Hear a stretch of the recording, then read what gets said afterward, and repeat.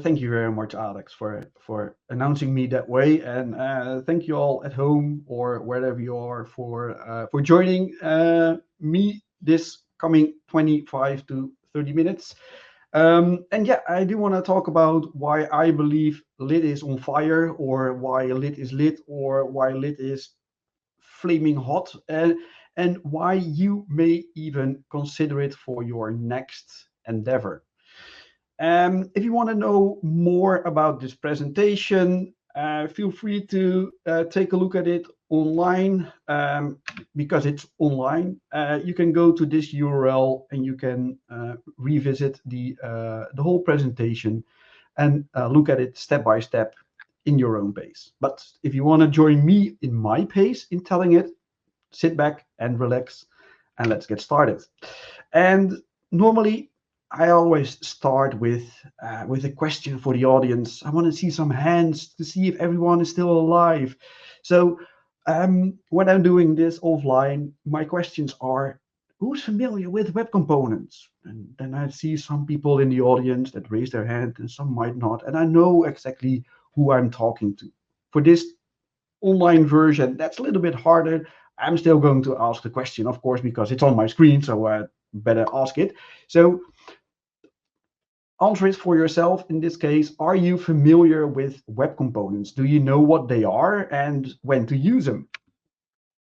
And have you ever had the pleasure or displeasure of doing vanilla JavaScript DOM manipulation? Or do you have no idea what it is? Well, that doesn't matter. I'll show you, and I'll also explain why it's uh, uh, not that easy to do actually with vanilla JavaScript. And have you ever heard about a template literal? Well, of course, lit maybe has something to do with literals. I'll get to that. Template literals are amazing and they're used a lot, but maybe you don't know how they work, and I'll show you how they work. Because there were smart people that were thinking, what if we use template literals for DOM manipulation instead of the vanilla JavaScript version inside web components? And that's what I'm going to talk about. So it's not about Vue, it's not about React, maybe it is even, but it's the platform. And I want to talk about the platform just like Alex has said. And what he also already mentioned is my name. Hello, Lucien Immink. I am a principal consultant at Team Rockstars IT in the Netherlands, and I'm also a Google developer expert for web capabilities. And I think that, well, template literals or literals in general are a powerful web capability, or a capability that the web can use as well and has been using for better and good. So let's take a look at what's coming up. I want to talk about the web as a platform, what it was, and what we're going to. Then I want to take a small look at what is lit, because it's something. It has something to do with JavaScript and a library.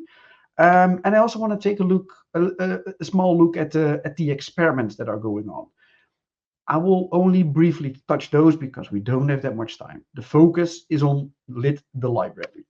But we need to start with the platform. And I always tell this when I'm doing my work: we need to use the platform because the web platform is awesome. And there are so many APIs that are in your browser that you can use any day, every day, anywhere, every time. But you need to be aware of them. And well, a lot has changed if we look at the web, because it started with, well, a browser. This is Netscape from 1994, and it contained Java software. That wasn't the part of the web standard. No, what it did, it loaded a plugin, and you could use Java minified software that was loaded by the browser. It was not part of the browser, so it's not part of the platform. But these plugins, well, they were the way to extend the browser's capabilities, and they were used a lot. It was actually in 1999 when this browser came out that Microsoft, the inventor of Internet Explorer, actually said, well, we think that the internet is done. You can now do whatever you want with the internet. You can open Word documents, you can browse your local system, you can play media, you can do all kinds of interactive, amazing stuff, all based on plugins. Plugins that were added not to the platform, but that were loaded inside of the browser. The best example is not Real Media, but Real Media was one of the bigger at the start, but it's actually this one. Well, it was used for doing this technology, and that's Flash. Cipher was a way of loading fonts that were not available in your browser to be in your browser, but they were not loaded in the browser, they were loaded in the plugin called Flash. But Flash is dead. Flash is dead and the plugins are dead. And that's because, well, they pose a big risk to the security of the browser, and not all plugins were compatible with all operating systems. So you could run your Flash application inside Safari on a Mac, for example, but not on your iPhone. So if you went to the same site on your iPhone, you couldn't see the information. And that's when the browser vendors and actually the web platform had a new boost to start adding more functionalities to the browser to make sure that whatever these plugins did are now part of the platform, and that you can use them inside the platform wherever the platform runs, and that's almost everywhere. And you can use that with the browser technology that you're familiar with: HTML, CSS, and a lot of JavaScript. But does it mean that we have fixed every problem? We are still, if we, for example, want to share a complex component from one team with another team, we either need to share uh, quite a lot of DOM elements, or we have to share a single DOM element with JavaScript and then tell the other team, well, you need to load this JavaScript in this DOM element, and then don't touch these styles because they are mine.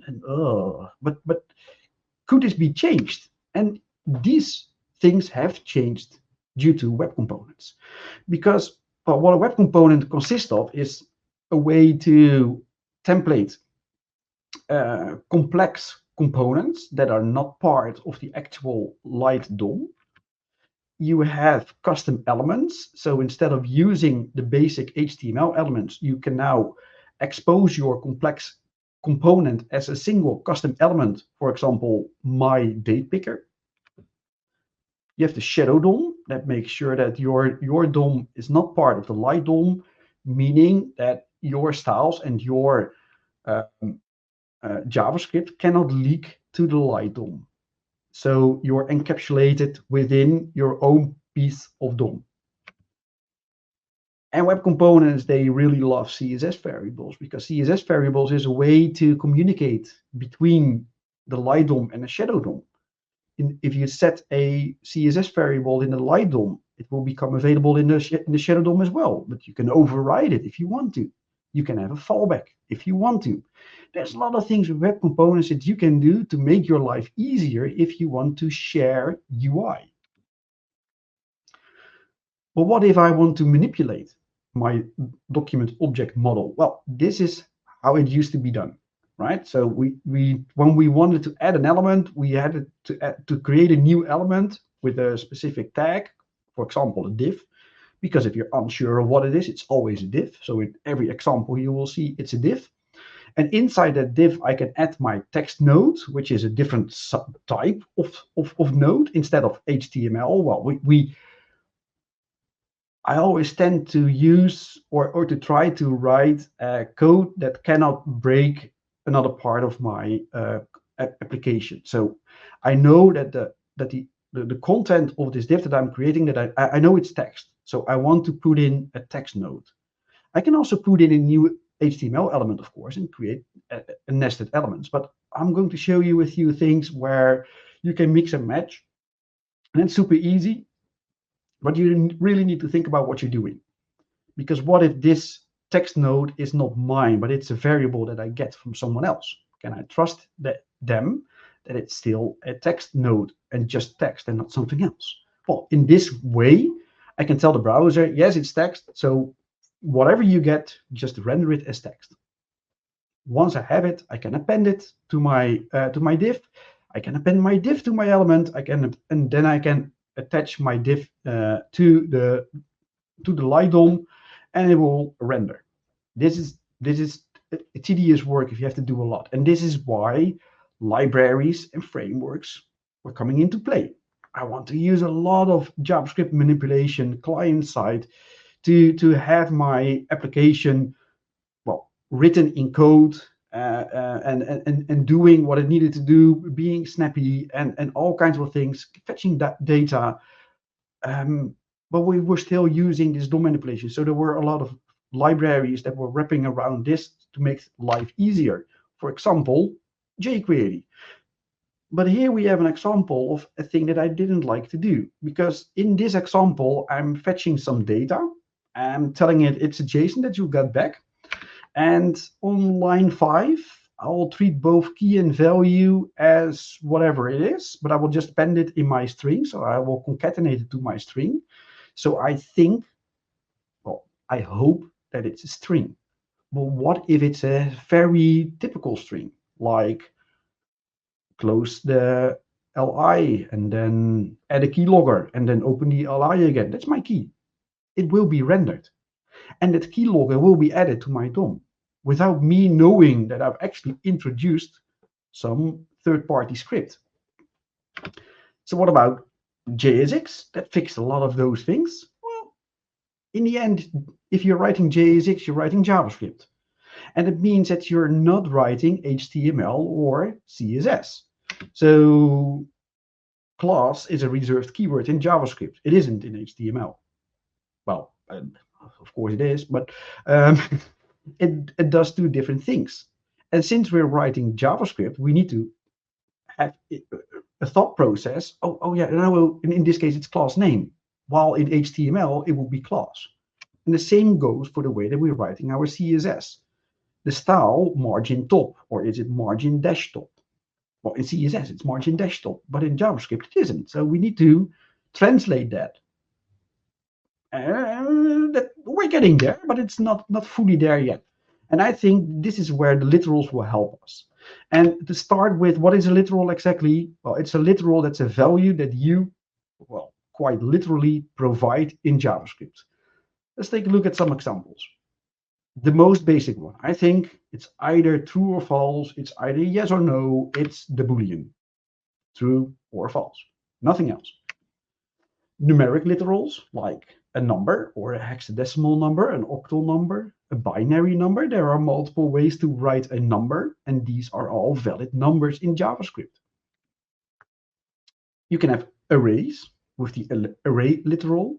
So instead of creating the array by popping and pushing and all that kind of things, you just provide the array. And if you work a lot with data and you work a lot with APIs, you will recognize that a lot of these things are also used in a very specific form of a literal.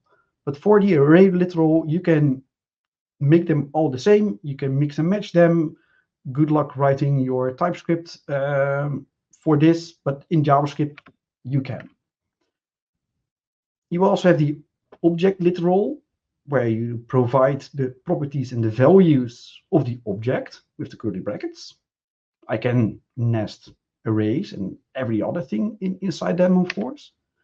There are regular expression literals. They start out easy, and of course, they end quite illiterate, but this is probably a regular expression to test either an email address or an URL, either one of those. You also have the string literal, so it's just a string. Well, just a string. You can also have multi-line strings with the \n. You have the JSON strings. Well, those are strings that represent an object. You can parse them back to an object, and you can send them as a string over the internet. And that's why they're used all the time. You can concatenate the strings by putting in a plus in between. this is also why JavaScript is weird, because you can also concatenate a string and a number, and you'll get things that you don't expect. But in ES6, the template literal was also added. And the template literal, it looks a little bit like a string literal, but it has better support for example, a multi-line string, because you can just use an enter instead of \n. Your concatenation is different, easier perhaps, with the $curly brackets. And the cool thing is, underneath you're calling something which is called a tagged function. And you can also write your own tagged functions and call your tagged function in the manner that I'm showing on line 7. And if you write the function, which in this case is called tagged function, you get one or multiple variables as input. The first part will always be the fixed parts of the template literal. So everything that's fixed. So in this case, hello and world with the spaces. The second and all the other that come are the variable parts. So you can, well, and in this case, I have destructed them into one single array, but you can address them one by one if you want to. And this is where some smart ass people came in and thought, wait, if we write our own tagged functions, make them a little bit more intelligent based on what they are, we can do a lot of manipulation using these literals. And literals are part of the browser platform. They're written in C code and not in JavaScript. So this is parsed to C code and then executed in C code, meaning it's way, way, way faster. Two things happened: web components and literals. So what happened was, people saw that, well, those web APIs, they're very low level because you need to be able to do anything. But in most cases, 99% of the time, people were doing the same thing. So a few utility functions were added to make that life more easy. They were called lit HTML and lit element in this case. And at some point, they were combined into a library, and now it's just called lit. And that stays very close to the web platform APIs, even meaning that if some functionality that is now part of the JavaScript-based lit library becomes a part of the web platform, the JavaScript version is dropped, meaning it will leverage to the C code of the browser and staying as fast as possible. If the web platform evolves, this library evolves with it. And it's called lit. Template literals for rendering the template and combining them with web components for the lifecycle management, event handling, and encapsulation of style and function. So if we take a look at what a lit component looks like, this is one of the most basic versions there is. I'm using TypeScript, I'm using decorators, and I'm doing all kinds of stuff. So I'm going to walk through this step by step. Step 1. Import the functions that I need. In this case, the HTML, literal, and the lit element class. Like I said, I'm using TypeScript, so I can, well, in 2024, I can also use that in JavaScript. I'm using a decorator, and with a decorator, I can abstract a certain functionality from a class and decorate that class or that part of the class with the decorator, meaning that it's no longer cluttering the functionality of the class itself. So in this case, on line 4, I've got the custom element decorator, and that will create the custom element and add it to the custom elements namespace in the browser by extending the lit element hello world that I'm creating on line 5. With line 7, I'm decorating line 8, which is a public property called type. With the property decorator, the property decorator will make sure that it becomes reactive. So anytime type changes, what the lit element class will do is call the render function. And this render function returns a literal. A literal that is calling the HTML tagged function. So in this tag function, and you can also see that through the syntax highlighting, I'm writing HTML. So I'm writing pure HTML, but I can still, and I'm writing in a literal, so I can extend this pure HTML with JavaScript by calling the $accolade or curly brackets function to add new variables. In this case, pointing to the property type. And if I compile my lit element to a web component, I can add it to my DOM. And the cool thing is, well, one of the cool things I think about lit is the overhead. The component that I've just shown is gzipped 6.2 kilobytes. Nothing more, nothing less. This is actually the complete overhead of lit because, well, the component itself was only just hello world. And it stays 6 kilobytes, nothing more. If I look at what happens in my DOM, I can see that the only thing that's changing is the part that is variable. So I don't have to. So I don't rely on any JavaScript to see what has changed in my DOM. I'm relying on the literal to do that part for me, which is in C code. Way faster. You don't have to think about this anymore. That's awesome. So you can drop React. Yes, you can. Should you? No, maybe. Let's dive a little bit deeper in what you can do with tagged functions and with literals. So instead of having one render function that returns the outcome of that tagged function, I can also call different other functions within that tagged function, within that literal. So for example, I can return another HTML literal, and they are concatenated. Meaning, actually going a little bit further, what if I combine another component? Sure, why not? So let's write that component first. This is a new custom element called my footer. I've added a brand name attribute, and I'm transcoding that to the brand name snake case version for in JavaScript.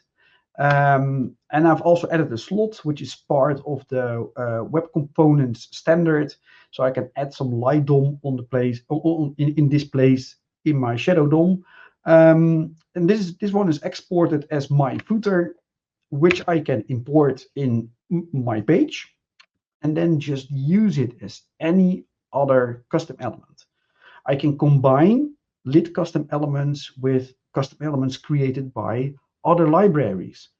I could even add a DOM element on which I introduce my legacy code that I had written in, for example, Vue or React or jQuery or whatever. If I want to migrate to web components or to a lit-based system, I can do that one component at a time. Of course, we need event handling. So let's take a look at how event handling works. I have a click.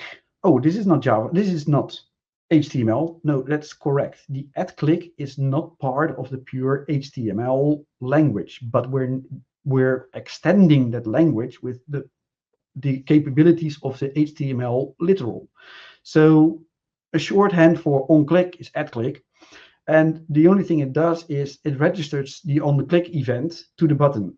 I click the button, it calls the add count function that's decorated with event options. And these event options that you pass are the default normal browser event options. So for example, this will not influence any scrolling, so I can make them passive. I call the add count function, which will increase my counter, and my counter is decorated with a state decorator, which is essentially a property decorator, but just for internal use. So this is not exposed on the custom element, but it is reactive. So every time counter changes, the render function is called, and my counter will be updated. So let's take a look. And again, only the part that is not fixed in the literal is updated. The fixed parts stay what they are. Right. Styling.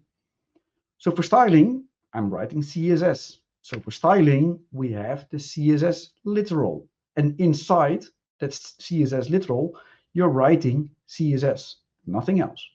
Well, you can, of course, add some JavaScript by adding the dollar curly brackets version or concatenate them.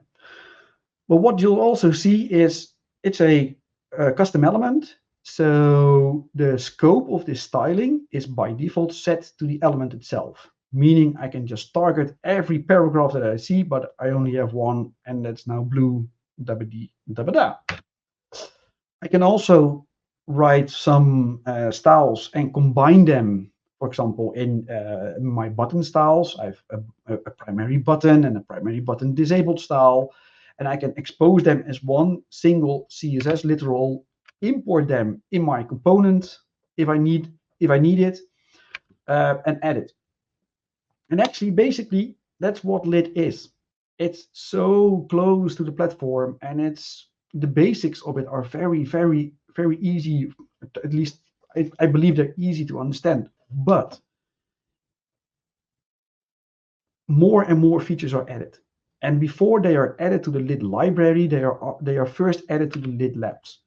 And lit labs has its own NPM scope, and that's where features like virtual scrolling or a router are tested before they are added to the stable library. But once they're added, they will only be updated within the lit NPM scope. And in some cases, some experiments might not even make it to graduation, and they will flunk and drop out of high school. What I've shown you in the last 25 minutes is that we have seen lit, which are web components and template literals, and a few extra tools to create web apps. And there are experiments that might become a part of lit and might not become a part of lit. There's so much more that I can share with you about web components and lit, but I also want to see what you can do. So if you want to get started, well, start at lit.dev. That's the main website for lit. If you want to know more about the lit labs, you can visit this URL directly, docs libraries labs. If you want to take a look at the example that I've shown in this presentation, but also some other examples that didn't make it within this 25-minute cut, you can go to my GitHub repo and check out what I did. And again, if you want to take a look at this presentation, again, it's on the URL why.lit.netlify.app. And that's wrapping it up. Thank you for your time. Lucien, thanks so much for this amazing presentation. There were some bits I haven't seen in a while, like jQuery, and that's good. I didn't see in a while. So it's nice to take us all from a journey from like how to like do it the ancient and old way to how to do it now in the modern way. It was really lovely. So I was wondering, as someone who's using lit a lot, in your case, like, is there anything you're very excited about in terms of like improvements, features, anything that's upcoming that you're aware of? You think like, hey, that would be cool for lit if they could manage that, or if they could add that, or if they will maybe. Yeah. I think there are a few things going on that are quite that I'm quite thrilled about. One of the most, I think, well, no, this is not purely on lit, but this is something that I think lit has the lit development team has worked on and helped out developers a lot, and that's that finally it's easy to integrate web components in React. I think that's one of the most important things at the moment that are going on regarding web components. Focusing on lit, there's a lot of work being done on making lit compatible with server-side rendering, so that you can have your initial state rendered on the server and then hydrated on the client. That's nearing graduation, actually. So that might become a part of the lit library itself in the near future. And I think that will really also speed up the adoption a bit, I think. Very lovely. Yeah, I've seen a few packages. For example, also there's like a lit package for Nux. Then you can like render your web components in the SSR renderer of the specific framework. So and add lit SSR was experimental at the time being, but yeah, as you said, hopefully nearing the stable. I agree, like SSR for web components would be a big thing. Lovely. Absolutely. Then one more, can you like maybe share like a personal anecdote or maybe a project where it's like, hey, here lit was like really amazing. It's better than anything else I would have had my tool belt. Yeah. I think one project really comes to mind, and that's a project that I've done together with a team, of course, that we've done for a Magento web shop. So we have a Magento web shop, which is an e-commerce platform that is completely a SaaS based solution. So you get a lot of things out of the box, but there were a few specific things that were quite tedious to try to do with Magento if you only wanted to use the real Magento code or without going fully headless. So what we did there, we introduced a single web component and defined the API of the web component, told the Magento team, this is the only thing that you have to care about. We have this web component, these are the properties, these are the events, that's your black box, and we'll do the rest. And for the front-end team, we said it was the other way around. This is your API. So these are the properties that you get. These are the events that you need to send. Do your thing, and you don't have to care about the platform in which it will run. And that proved to be an amazing improvement in development speed for both the integrating part and the front-end developers that were working on that specific component. So as soon as you have that defined and say like, you know what, you all do what you can do best, but we have that contract of like, okay, here are the props, the events. Exactly. That's the way to go. Yeah, it's almost the same as an API. You should look at it as an API. So when I start with an integration of a front end and a back end, I start with defining the contract, the API. How can we communicate with each other? Let's write that down first, and then both teams can start simultaneously. Absolutely, even without the implementation of each other, because they know exactly what will be delivered. Yes, and there's already a lot of tooling also for web components that are based on a standard that is now being written for how to define those APIs of web components. Oh, so you can have, cool. For example, an explorer of your component, just like Storybook, but for one specific component. There's also an automatic documentation generation that comes from the spec that you write on which the component is based. It's very nice. Yeah, it really helps out a lot in the cases where you don't own the whole front end yourself. So if you integrate in a backend, for example, that's, I think, where lit and web components really shine. Okay, yeah, thank you so much for these insights. That's great. Then straight away on that, have you encountered any like misconceptions about lit or maybe web components in general, where you feel like, okay, I hear that very often, but actually it's not really true? Well, and could you bust them for us? Yeah, one that I still hear a lot is web components. That they aren't used, are they? I've never seen a web component in real life. Well, guess again. Go to youtube.com. Well, I've seen Kent rant about YouTube today, but still, Polymer is also it is compiled to the web components standard. Adobe has been working with web components a lot lately, with Photoshop Online, for example. And there are multiple design systems, big design systems like the ING and the Dutch National Railways that are completely built using web components, because you are so amazingly flexible. Let's go for flexible. good enough. But like, yeah, like you're independent as well. Like it doesn't matter which framework comes. Absolutely. Good points. And now coming from the myths you just busted, let's say, to the pain points, where do you say, like, what are pain points with web components and maybe also with lit, where you say like, okay, it would be nice to tackle them at some point in the future? Yeah, I think the most important one for the adoption rate is the ecosystem, because the ecosystem versus the ecosystem, for example, for Vue or React is a dwarf, of course. Most important caveat that I see from a developer and more from a user standard is based on the power of the Shadow DOM, but that's also one of the pain points, accessibility. Because the accessibility of a shadow domed web component can be a little bit hard to achieve.